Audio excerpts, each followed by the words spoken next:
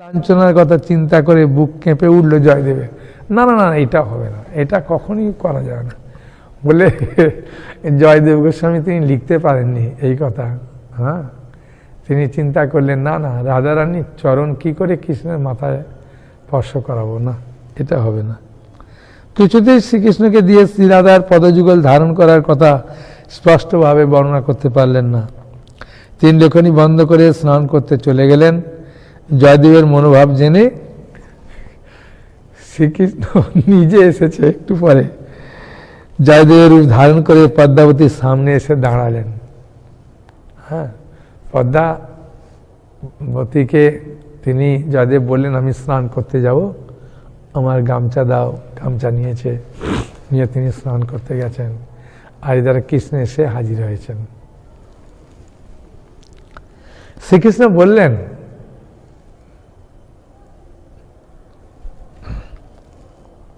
না, শ্রীকৃষ্ণের উপরে দাঁড়ালেন। পদ্মাবতী বললেন, কি ব্যাপার, এত তাড়াতাড়ি আজ স্নান করে এলে কেন? পুরা জয়দেবের রূপ ধারণ করে এসেছে তো। জয়দেব বেশি। শ্রীকৃষ্ণ বললেন, হয়ে গেল, তুমি ভোজনের ব্যবস্থা করো, আমি বলছি, এই আমি আসছি।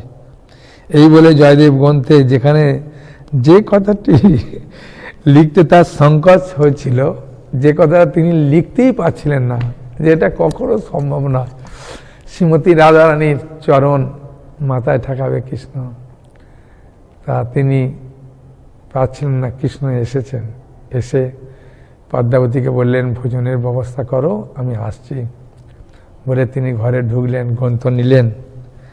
দেই পদ পল্লব মুদারাম কথাটি লিখে দিলেন। অর্থাৎ শ্রীকৃষ্ণ নিজেই বললেন, রাধিকা, তোমার পরম সুন্দর পদযুগল আমার মস্তকে প্রদান করে আমাকে ক্ষমা করো। এটা জয়দেব গোস্বামী লিখতে পারছিলেন না, ভগবান কৃষ্ণ নিজে এসে লিখে দিয়ে গেলেন। হ্যাঁ, বুঝেছেন?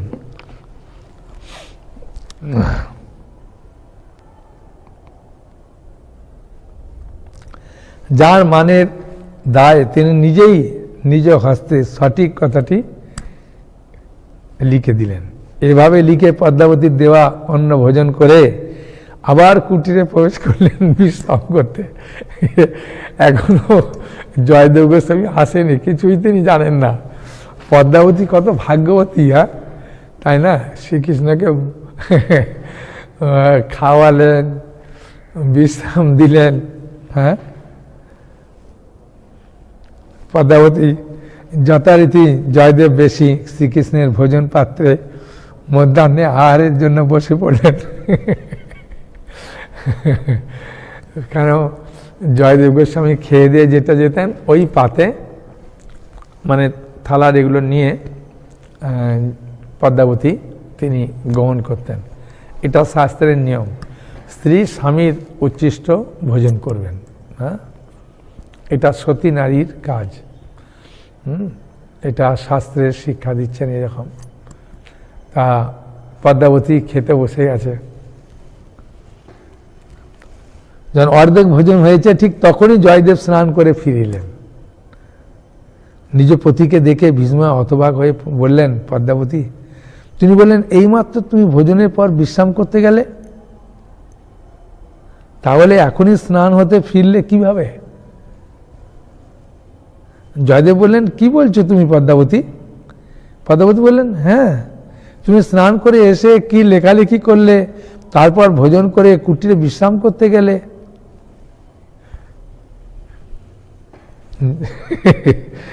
জয়দেব তখন কুটিরে গিয়ে দেখলেন যে কথা তিনি লিখতে পারেননি, সেই দেই পদ পল্লব মুদারাম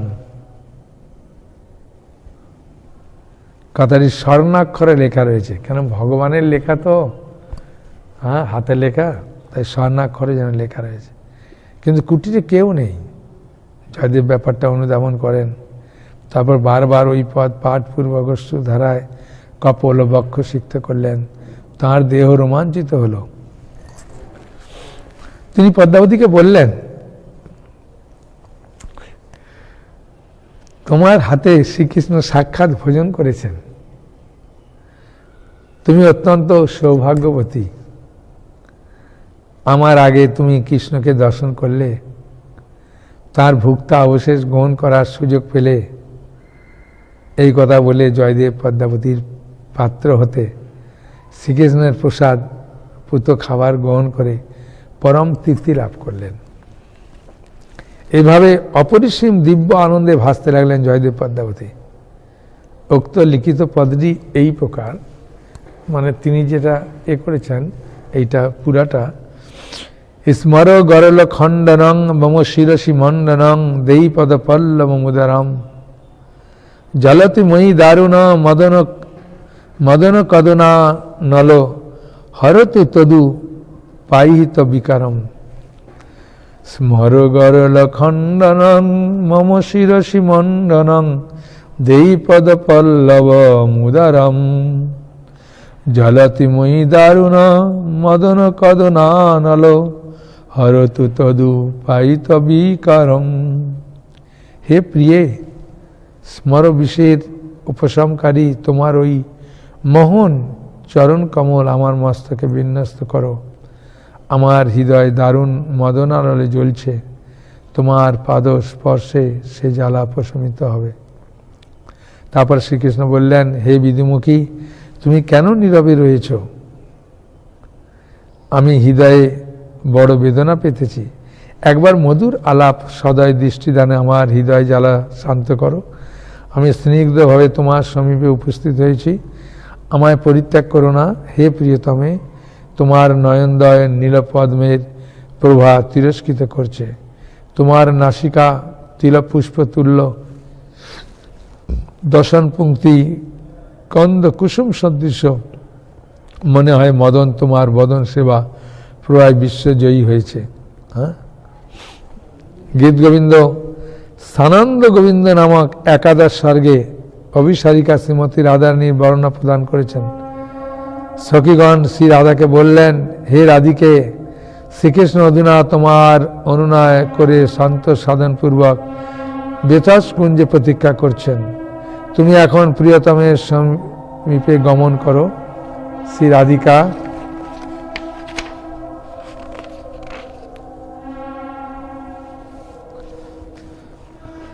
কুঞ্জ কুটিরের দ্বারে তার মণিনয় কিরণে নূপুর এবং কঙ্কনের প্রভায় অন্ধকার দূর হলে শ্রীকৃষ্ণকে প্রত্যক্ষ করে লজ্জা নম্র বদনে বসে পড়লেন। সেই সময় এক সখী বললেন, তুমি বিহারের জন্য মাধব স্বামীকে গমন করে বিহার করো। শ্রী রাধিকা তখন শ্রীকৃষ্ণের দিকে দৃষ্টি করে কুটিরের মধ্যে প্রবেশ করলেন। তারপর শ্রীকৃষ্ণকে অবলোকন করে তার নেত্র আনন্দে পরিপূর্ণ হলো। সখীগণ কুঞ্জ হতে বাইরে গমন করলেন। এই অবসরে শ্রী রাধা ও শ্রীকৃষ্ণের নিকট উপবেশন পূর্বক তার মুখকমলে কটাক্ষ নিক্ষেপ দৃষ্টিপাত করতে লাগলেন।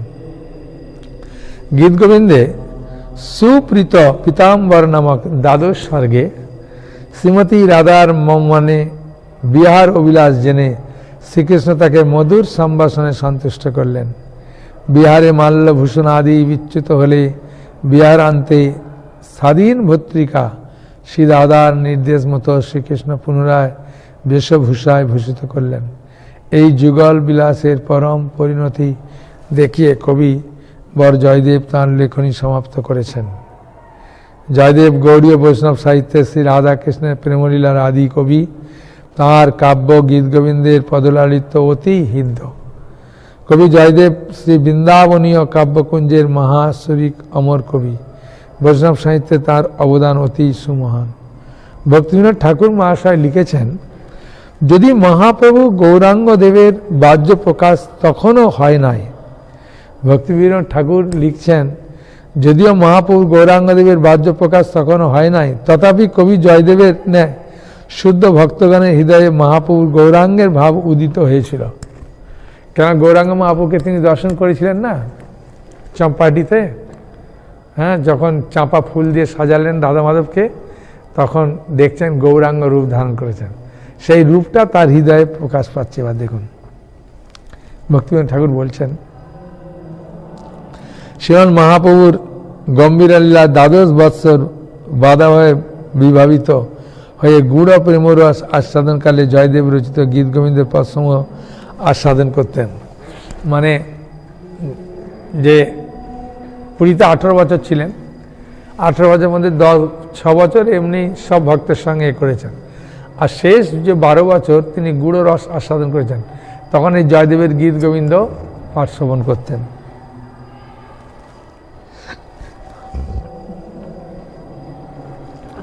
শ্রীরাধার প্রলাপ জয়ছে উদ্ধব দর্শনে, সেই মতো উন্মাদ প্রলাপ করে রাত্রি দিনে। বিদ্যাপতি জয়দেব চণ্ডীদাসের গীত আস্বাদনে রামানন্দ স্বরূপ সহিত, মানে সকল ভক্তের সঙ্গে করতেন না, রামানন্দের সঙ্গে আর স্বরূপ দামোদরের সঙ্গে। রামানন্দ হচ্ছে বিশাখা দেবী প্রকাশ, আর স্বরূপ দামোদর হচ্ছেন ললিতা দেবী। তাই ললিতা আর বিশাখা রাধাকৃষ্ণের অত্যন্ত নিকটস্থ জন, তাই ওদের নিয়ে এই রস আস্বাদন করতেন। বিদ্যাপতি চণ্ডীদাস গীত গোবিন্দ, এই 3 গীতে করান প্রভুর আনন্দ। হ্যাঁ, বিদ্যাপতি চণ্ডীদাস আর কবি জয়দেব। বিদ্যাপতি চণ্ডীদ গীত গোবিন্দ, বিদ্যাপতি চণ্ডীদাস শ্রী গীত গোবিন্দ, ভাবানুরূপ শ্লোক পড়ে রায় রামানন্দ। ক্ষণেকে প্রভুর বাহ্য হইল, স্বরূপের আজ্ঞা দিল স্বরূপ কি।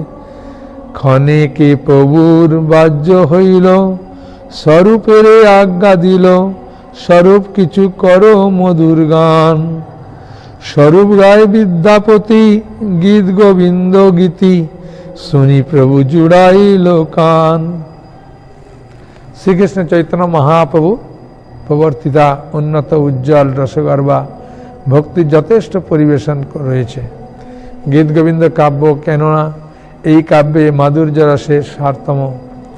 গৌড়িয়ার উপাস্যদেব শ্রী বৃন্দাবন আনন্দকন্দ শ্রী গোবিন্দদেবের মধুর ভাবের শোনার সুস্পষ্ট ইঙ্গিত বিদ্যমান এই গীত গোবিন্দ।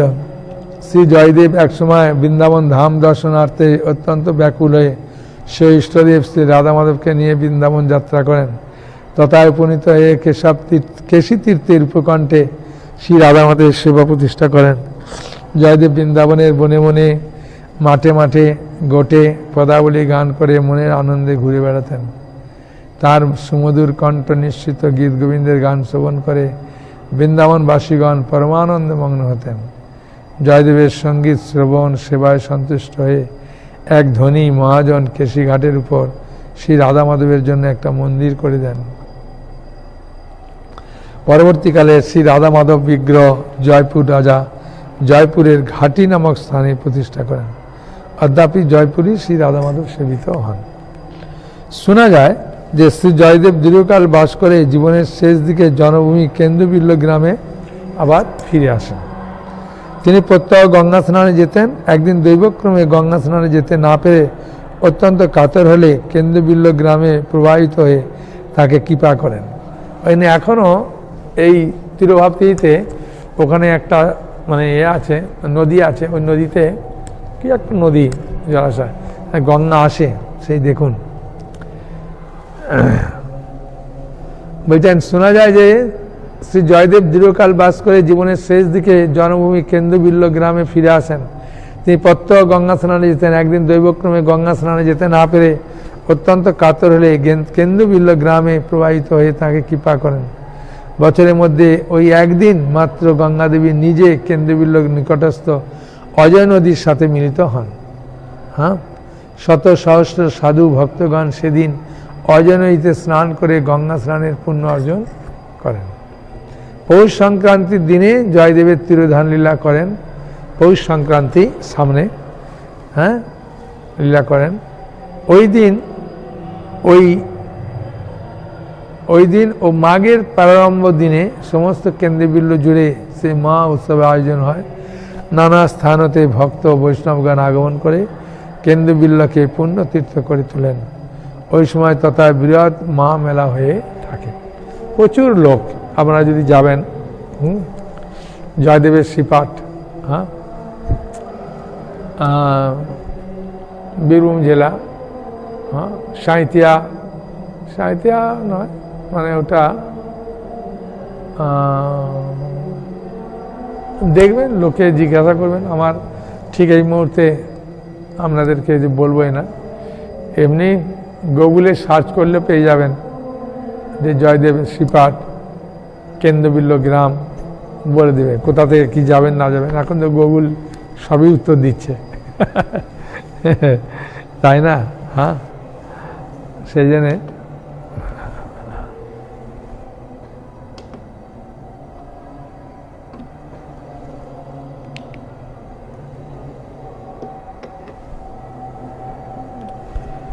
তা আসবেন ভালো। হরে কৃষ্ণ কৃষ্ণ কৃষ্ণ হরে হরে,